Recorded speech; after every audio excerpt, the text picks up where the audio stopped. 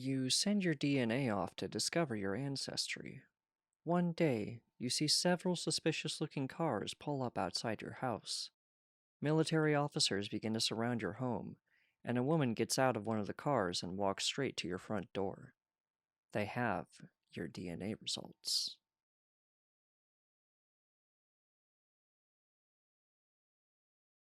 One minute you're watering your herbs, and the next minute you're being told you're impossible. Wednesdays, am I right? Mr. Gomez, are you okay? Did you hear what I said? Hmm? Sorry, I was worrying about my basil. Can you guys have someone water it while I'm gone? We'll get you more for the compound, Mr. Gomez. But that wouldn't be my basil. I sat in some large vehicle, probably a dark unmarked van of some sort, with my little basil plant as we headed who knows where. This was all a bit too much for someone who just had a little curiosity about where they came from. Are you guys sure? How could I be related to something so ancient? We have no idea, Mr. Gomez. That's why we needed to take you. You might be the key to, well, everything, really. I never wanted to be a key. I didn't even like keys. That was my excuse whenever I lost mine, anyway. I don't want to let anybody down, is all. You won't, Mr. Gomez. Never again. They brought me through dark corridors, down a hall that seemed to be in eternal decline. My legs felt like jelly, and my head felt as though it could spin forever. They dropped me in a room with dark green walls, and nothing but a shoddy bed and a little table. I sat down my basil, gave it a little water, and checked its leaves for damage. At least I know exactly what you are, my friend. I believe I fell asleep, for how long I couldn't say, when a knock awoke me. In came the same woman who had first given me my results. I think we owe you some answers, Mr. Gomez. Down more dark descending hallways we trudged. At the end we reached a meeting room, where they gave me a bit of perspective. Mr. Gomez, you can call me Mrs. Atweiler. I'm the lead on what is known to a select few as the Genesis Project. We were charged with finding where we all came from.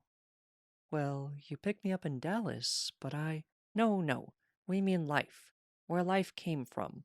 We found some clues a couple decades ago that have led us down a path to finding our source. We found it, here, buried in ice, about 9 years ago. And that's how we got here today. So where do I come in? You're its, direct descendant, Mr. Gomez. But I thought I was German, with maybe a little Dutch? That's what I was testing for, anyway. You're alien, Mr. Gomez. So, no to the Dutch, then? Ugh. You're a descendant from somewhere in the stars, Mr. Gomez. The creature that we found, you're the only human match we've ever seen. We're not even sure how that's possible, but we are completely sure. Your roots lie down here in the ice. Oh. Well, that's something. It is. Now, we have a lot of work to do, and unfortunately, you'll have to stay here. Maybe forever. We'll try to make you as comfortable as possible, and be accommodating to any requests you may have. I have two. Which are? I'd like a proper watering can for my plant, and I would like to meet this thing. That can be arranged. More ever-descending hallways awaited me, after a brief rest in my room and a check on the basil. They assured me they had some sort of son substitute for him, but who really knows with the government? Anyway, down the halls we went. I kept thinking how strange all of this was. How could something like this happen to little old Mr. Gomez, the neighborhood plant guy? But life takes you on a lot of twists and turns as you go, doesn't it? Sometimes, it turns out you truly are as alien as you've always felt. We came to the end of the hallway, and a frost-covered door stood before me. I wasn't nervous, oddly. It felt a bit like a homecoming, to be honest. Mrs. Atweiler opened the door, and we stepped through. A wall of ice stood maybe 100 yards away. Faintly in the ice, the edges of a wildly strange, unknown creature could be made out. Its head was ducking down, almost a human height.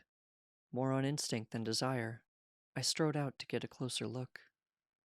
Now up against the wall, the creature's face sat stoic a few feet above my head. I smiled lovingly at it, and I could have sworn it somehow smiled back. And like any good guest, I thought I should introduce myself. Nice to meet you, Grandpa. My name's Jason. This story was written by Psalm of Lament, read by Back Vicodin.